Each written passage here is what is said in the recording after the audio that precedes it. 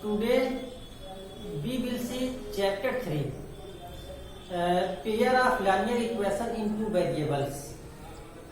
Pair of linear equation in two variables. इस chapter का concept देखते हैं. ये इक्वेशन क्या है, लाइनियर इक्वेशन क्या है और पेयर ऑफ लाइनियर इक्वेशन क्या है, इसको ग्राफिकली कैसे सॉल्व करते हैं, अलजेब्रिक मेथड से कैसे सॉल्व किया जाएगा. मतलब पूरे चैप्टर का एक कॉन्सेप्ट, होल कॉन्सेप्ट जो है इसमें रहेगा. तो देखते हैं चैप्टर 3 का फुल कॉन्सेप्ट. सबसे पहले बात करते हैं हम इक्वेशन की. देखिए चैप्टर 3 हमारा जो है क्या है, इक्वेशन.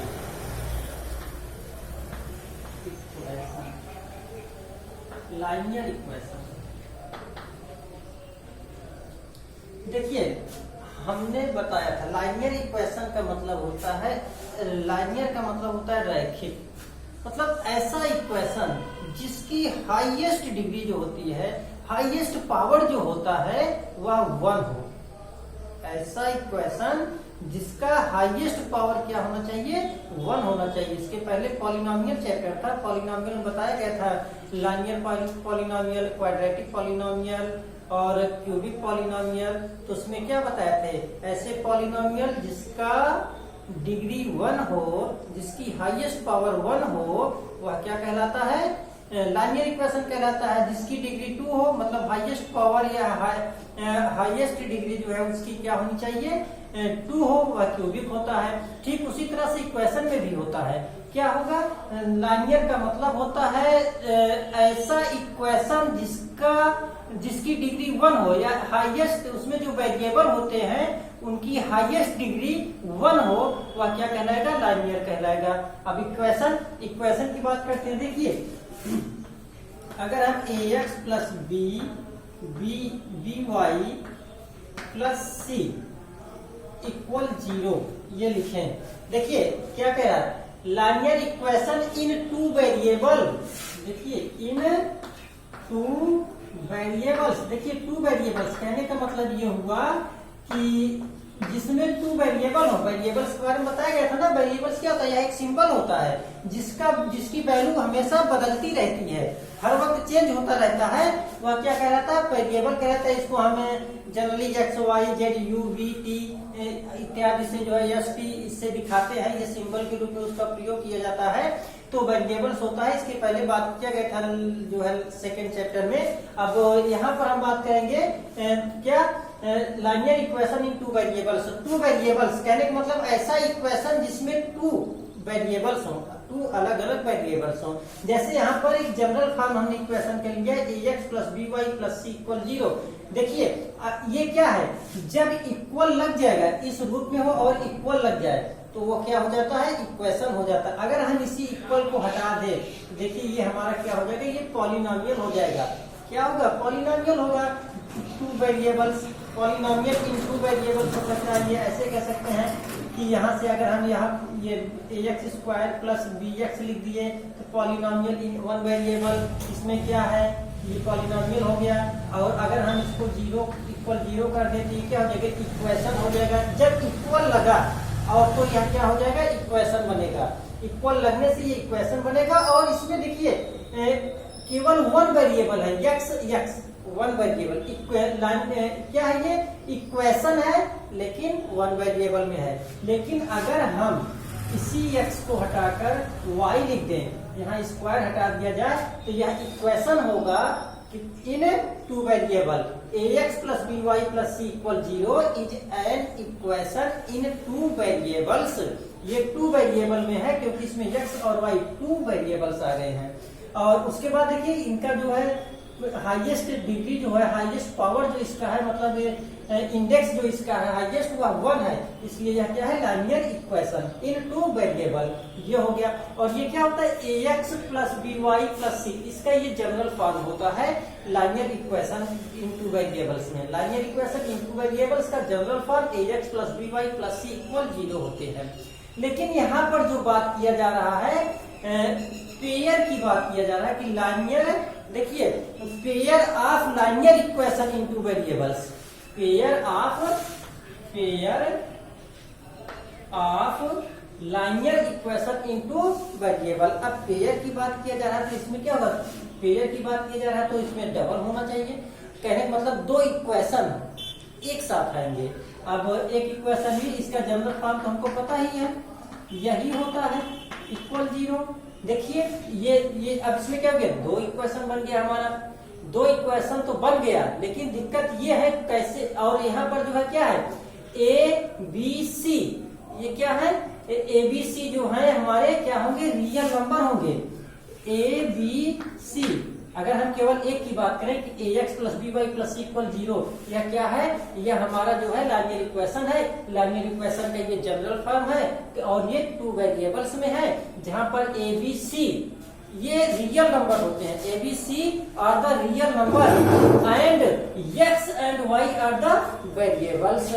और उसके बाद देखिए a is not equal to zero and b is not equal to zero. A और बी दोनों जीरो नहीं हो सकते।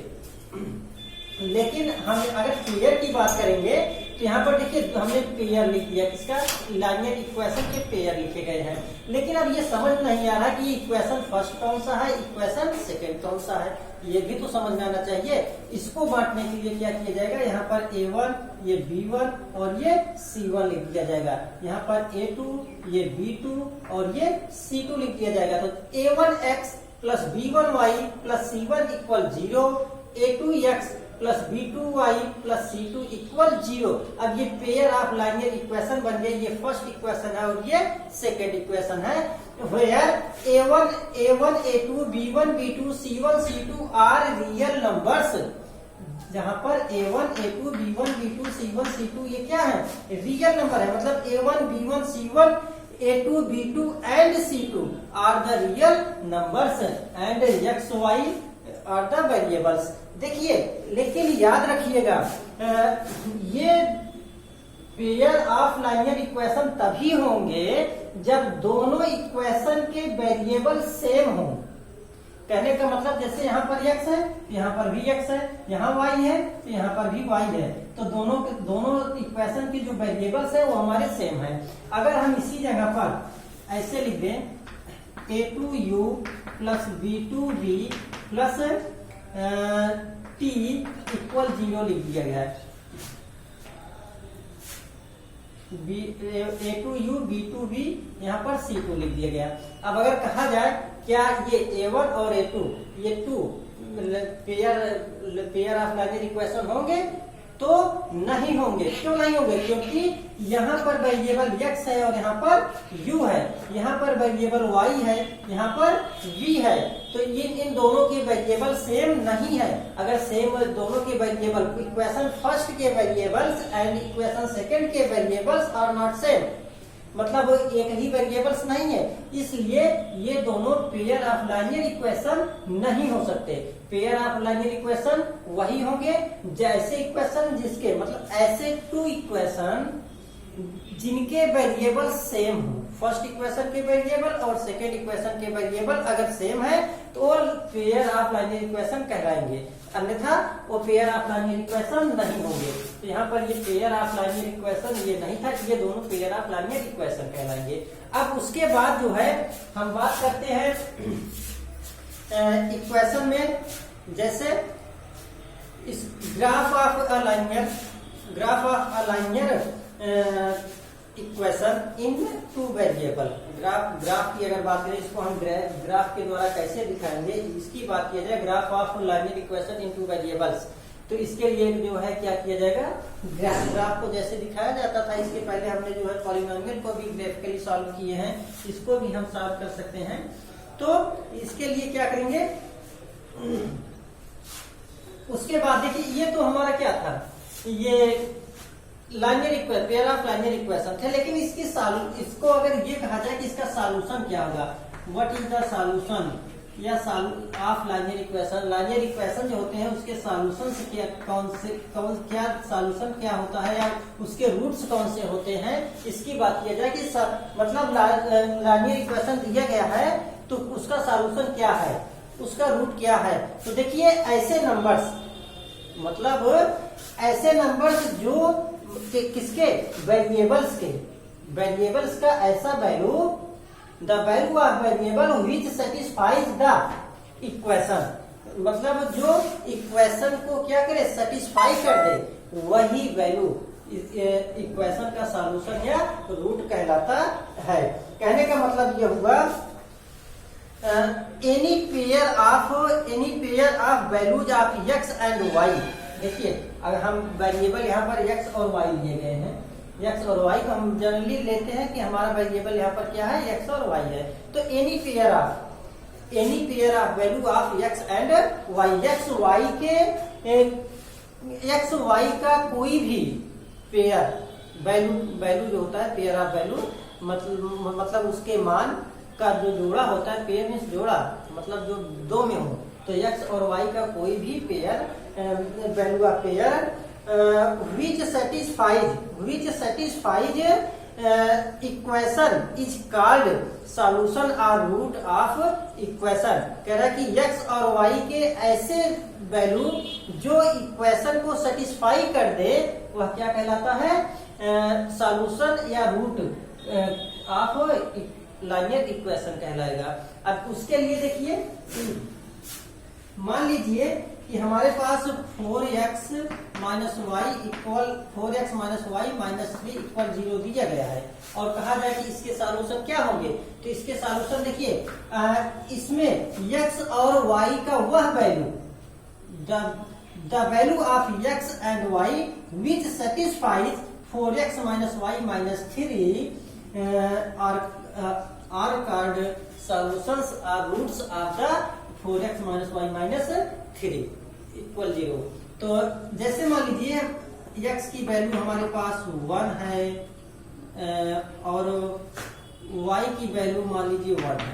x और y इन दोनों की वैल्यू क्या है, 1 है। तो अगर x की वैल्यू 1 और y की वैल्यू 1 है तो x और y की वैल्यू इसमें क्या करते हैं, पुट अप कर देते हैं।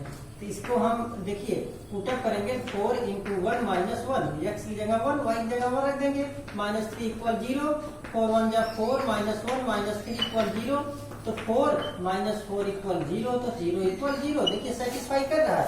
LHS और RHS दोनों इक्वल है, तो x इक्वल 1 y इक्वल 1 क्या 4x minus y minus 3 equal 0 को सेटिस्फाई कर रहा है। इसलिए 1 x equal 1 y equal 1 4x minus y minus 3 का सॉल्यूशन होगा या इसकी वैल्यू, इसका रूट होगा। अब बात करते हैं हम क्या,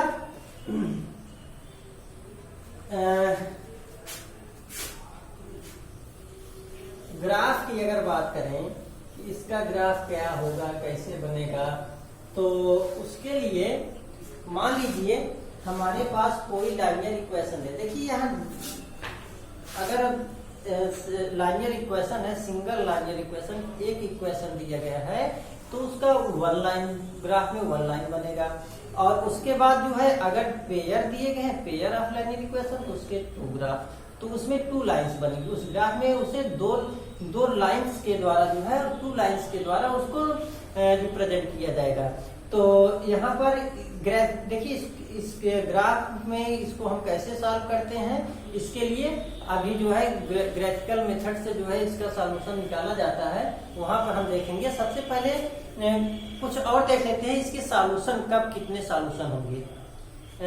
सॉल्यूशन की बात कर रही है तो उसका सॉल्यूशन होगा, लेकिन पेयर ऑफ लाइनियर इक्वेशन होगा तो उसके सॉल्यूशन कब कैसे होंगे। देखिए वैसे हमारा जो जनरल फॉर्म होता है लाइनियर इक्वेशन के, जनरल फॉर्म क्या होगी, a1x b1y plus c1 equal 0 और a2x plus b2y plus c2 equal 0। ये क्या है, pair of linear equation, general form है। ये जनरल फॉर्म है।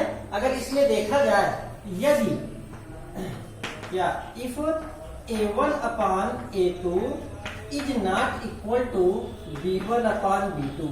देखिए a1 upon a2 is not equal to b1 upon b2। अगर a1 अपॉन a2 मतलब ratio of a1 and a2 is not equal to ratio of b1 upon b2, अगर ऐसा condition है तो इस कंडीशन में यह जो है इसके जो ये हमारी इक्वेशन दिए गए हैं, जो इक्वेशन से दिए गए हैं हमारे दोनों इक्वेशन के यूनिक सॉल्यूशन होंगे। ऐसी दशा में इसके यूनिक सॉल्यूशंस होते हैं।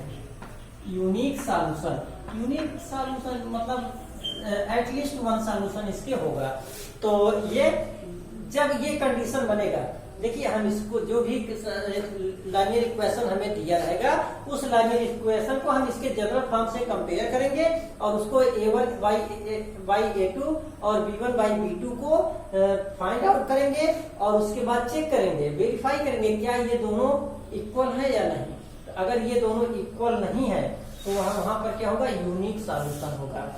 जब a1 upon a2 is not equal to b1 upon b2 तो उस समय क्या होता है, यूनिक सॉल्यूशन होता है। और जब यूनिक सॉल्यूशन होता है तो यह कंसिस्टेंट होता है।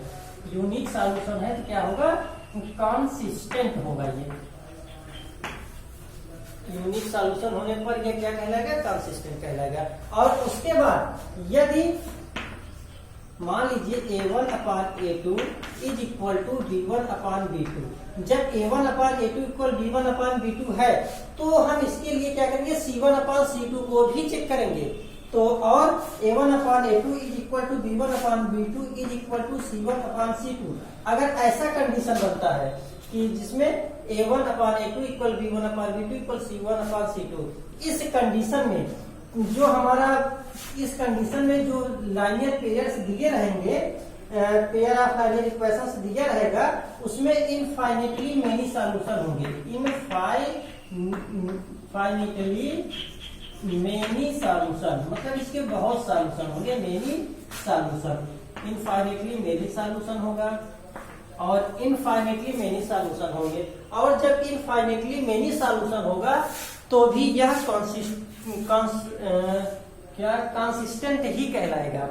तो यहाँ पर क्या लिख दिया जाएगा, ये क्या होगा, कंसिस्टेंट होगा। कब, कंसिस्टेंट।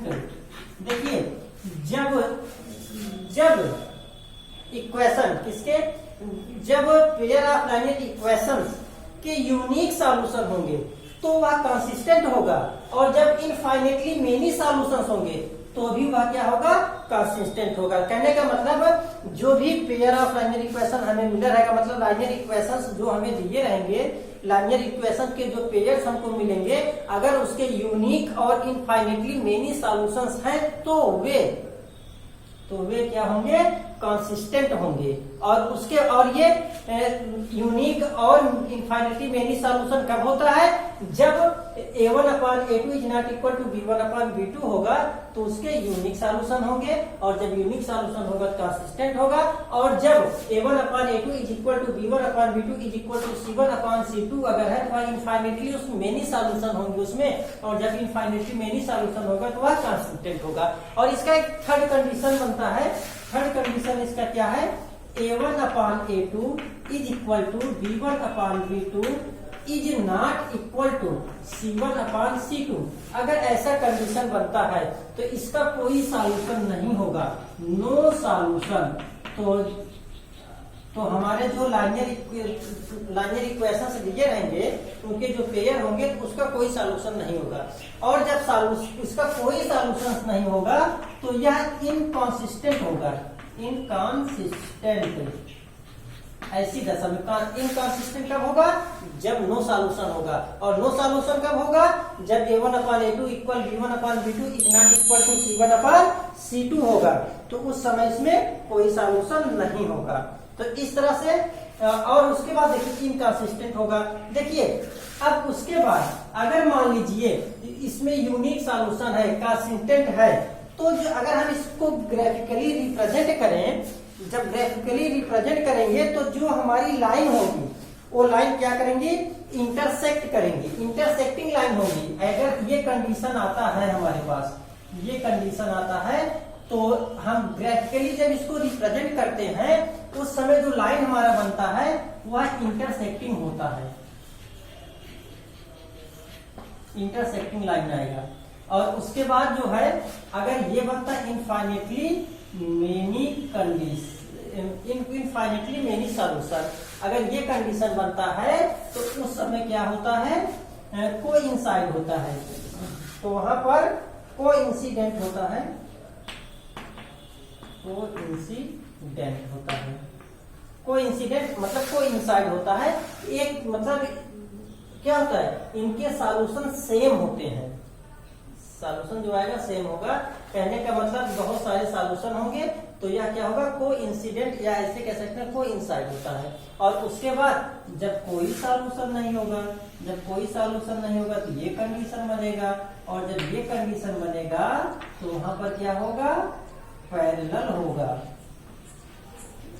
तो जब हम इसको ग्राफिकली रिप्रेजेंट करेंगे, ग्राफ के द्वारा जब हम इस इक्वेशन, दोनों इक्वेशंस को दिखाएंगे तो वहां पर जो लाइन बनेंगी वो पैरेलल लाइन बनेंगी। तो इस तरह से जो है ये हमारे क्या थे, equation, pair of linear equation के कुछ थे।